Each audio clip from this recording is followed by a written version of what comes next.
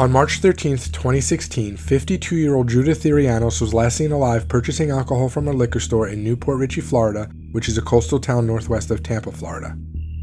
Her decomposed remains were discovered on April 7, 2016, in a wooded area. In February 2016, Judith temporarily relocated to Florida from her home in Alfred, Maine to visit friends and care for a sick relative. She was working side jobs to make money but suffered from an alcohol problem. On the way home from one of those jobs, she decided to stop at a liquor store. While in the store, Judith struck up a conversation with a 25-year-old man named Timothy Frederick Johnson. Timothy had only been out of jail for 23 days when he met her. He had been arrested for a break-in in January 2016 where he threatened 2 people with a large kitchen knife. However, the victims in that case failed to provide sworn statements to prosecutors that were required to formalize charges against Timothy, and the prosecution missed the 30-day requirement to file charges. This systemic failure allowed him to be out of jail before meeting Judith. Tim was also on probation for a misdemeanor battery charge from June 2015. During the conversation between Judith and Timothy, there was an agreement made to have consensual sex in a nearby wooded area.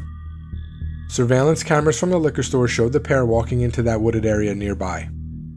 As the two engaged in intercourse, Judith asked Timothy to stop. He ignored her request and began to choke her. It was only after she passed out that he finally removed his hands from her neck. When he was finished, he pulled her dress up over her head and beat her until her skull opened up. He then took Judith's debit card, went to a Waffle House restaurant, and ate a meal. Once he was done eating, he returned to the woods and had sex with Judith's deceased body one more time. After leaving the woods a second time, he went to a store and purchased rubbing alcohol before returning to the woods a final time. He spent hours there, having sex with her corpse a final time before dousing her entire body with the alcohol to conceal any evidence he might have left behind. Timothy then tossed the empty bottle near Judith's body and left the scene. On April 7, 2016, Judith's body was discovered by a woman who was searching for cans, who then immediately contacted the police. At that same time, Tim was already incarcerated for violating his probation and was not keeping quiet about what he had done to Judith. He told several inmates about the murder and even spoke to a friend on the prison phone and told them what he had done as well. The inmates and friend didn't keep his secret.